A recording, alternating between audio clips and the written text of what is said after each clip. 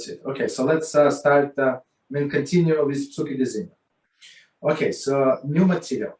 Nevertheless, if it is possible for him to arrange his prayer in such a way that he will interrupt his recitation for these permitted purposes. So, as we said, to answer all of their names, right? At the point where there is a break in Pesuke Dezimra, for example, between one psalm and the next, or at least between one verse and the next, he should do so.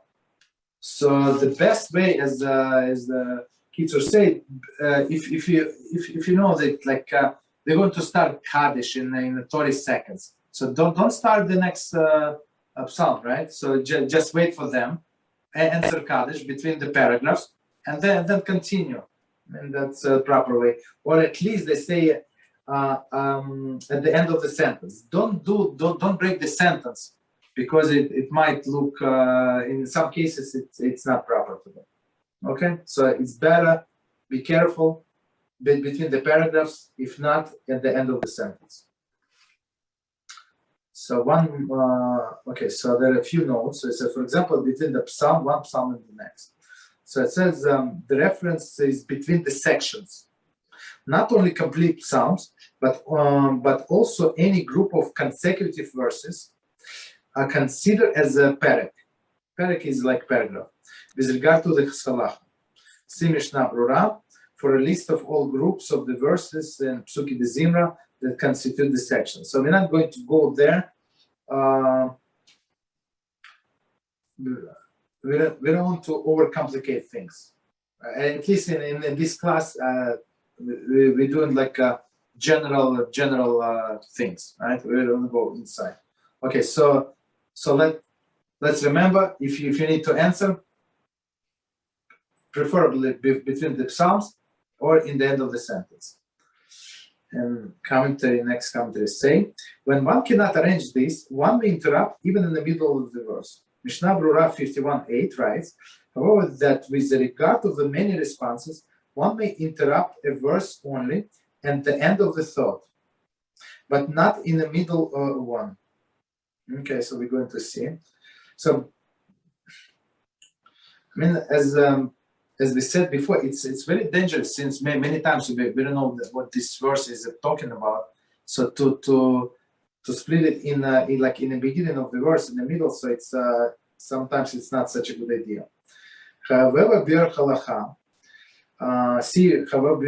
who maintains that for the responses of Kaddish, Kiddusha, Borchu, Modim, and Amen to the blessing Chayel HaKadosh and Shomer Tefillah, in a Chazan's repetition, one may interrupt in the middle of the thought.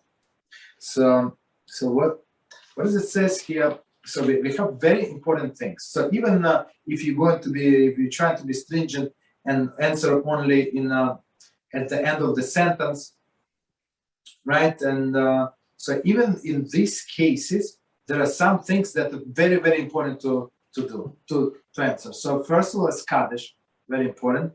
Then Kiddusha, right? Very important to answer. Then Borchu, when we bow. Then Modim.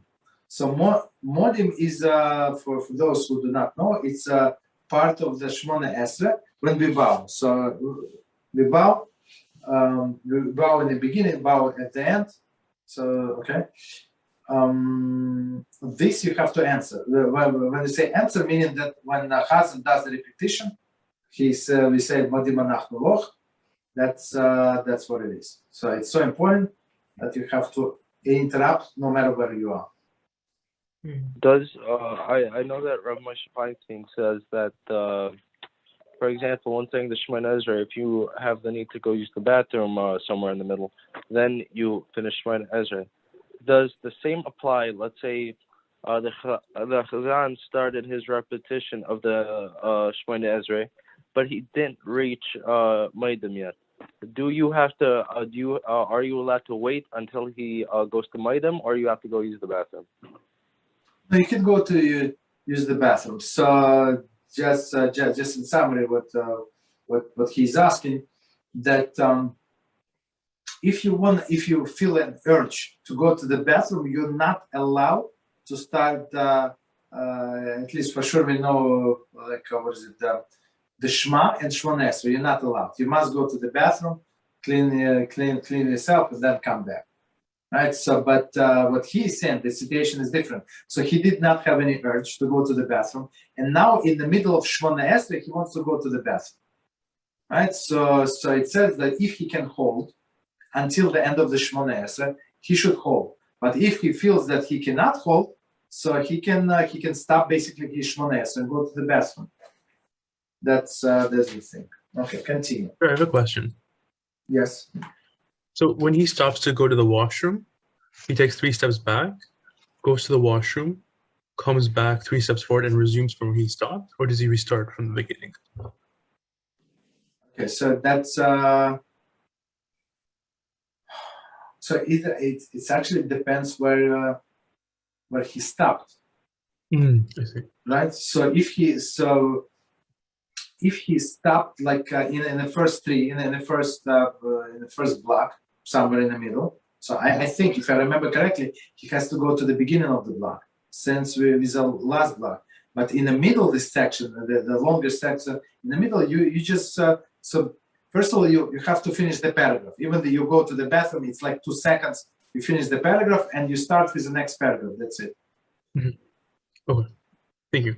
So you don't. The way I remember, but we're going to learn about it. So you don't have to go to the beginning of Shmona Esrei. I don't think. Okay, thank you.